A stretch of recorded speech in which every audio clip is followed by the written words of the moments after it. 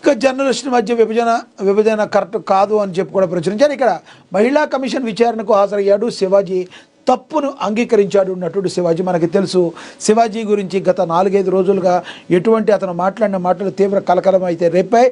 మరి ఎవరైతే మరి స్త్రీలు కొంతమంది హీరోయిన్స్ ఎవరైతే ఉన్నారో వాళ్ళు వస్త్రధారణ బయటకు వచ్చినప్పుడు సరిగ్గా ఉండాలి అని చెప్పి 2 అబ్యూజింగ్ వర్డ్స్ అయితే ఆయన మాట్లాడాడు. కానీ ఆ అబ్యూజింగ్ వర్డ్స్కి తను సమాధానం చెప్తూ తాను తప్పు చేశాను అని చెప్పి అప్పుడే సారీ చెప్పాడు. అయినప్పటికీ కూడా మరి తన మీద మహిళా కమిషన్ మీద కేసు అయితే నమోదైంది. ఎందుకంటే తను మాట్లాడిన మాటని తను వెళ్ళి మరి తను మాట్లాడిన తర్వాత మరి మీడియా ముందు కూడా మాట్లాడటం జరిగింది. ఆయన ఒకంత భావోద్వేగానికి లోనవటం కూడా మనం అయితే గమనించాం.